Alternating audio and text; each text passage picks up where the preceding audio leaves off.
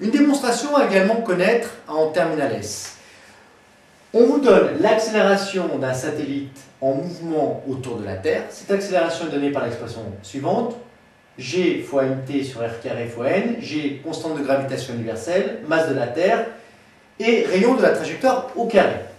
N étant le vecteur normal de la trajectoire, vecteur unitaire du repère de Fresnel.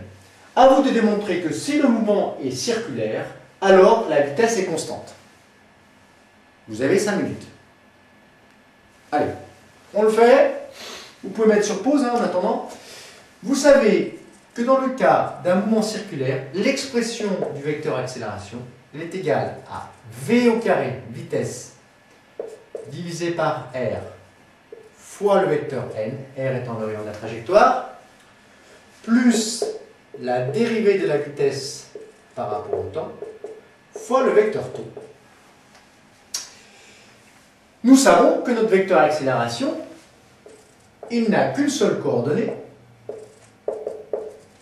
eh bien, c'est celle par rapport au vecteur n.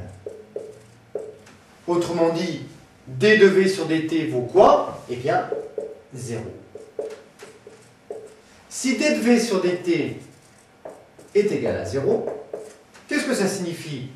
Eh bien, ça signifie tout simplement que la vitesse est constante. En effet, d de v sur dt, qu'est-ce que ça veut dire? Ben, c'est la vitesse à l'instant 2 moins la vitesse à l'instant 1 sur t2 moins t1. Si ça c'est égal à 0, ça veut dire que la vitesse à l'instant 2 est égale à la vitesse à l'instant 1. Conclusion, dans le cas de ce mouvement, si le mouvement est circulaire, alors la vitesse du satellite autour de la Terre est constante. Le mouvement est donc circulaire uniforme. Nous venons de démontrer que si le mouvement est circulaire, alors il est circulaire uniforme. Maintenant, il faut trouver quelle est la vitesse de ce satellite.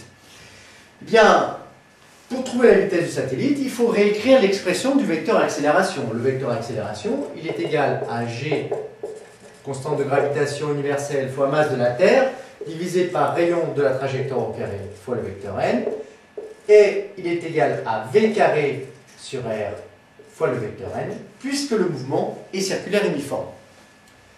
Simplifions cette expression. Si deux vecteurs sont égaux, leurs coordonnées sont égales. Autrement dit, g fois mt sur r carré est égal à v carré sur r. Nous pouvons simplifier par r, ce qui nous donne v au carré égale g fois mt sur r. Autrement dit, que vaut la vitesse du satellite? Racine carrée de la constante de gravitation fois la masse de la Terre divisé par le rayon de sa trajectoire. Au passage, on voit plus le rayon R est petit, plus le satellite est proche de la Terre, plus sa vitesse est grande. Vous pourrez le revoir sur l'animation. Évidemment, plus la masse de la Terre est importante, mais bon, c'est une constante, hein, et bien plus la vitesse serait grande. Ce qui signifierait par exemple qu'un satellite qui se retrouverait un satellite de Jupiter, qui a une masse beaucoup plus grande, et bien tournerait à une vitesse beaucoup plus grande, par exemple.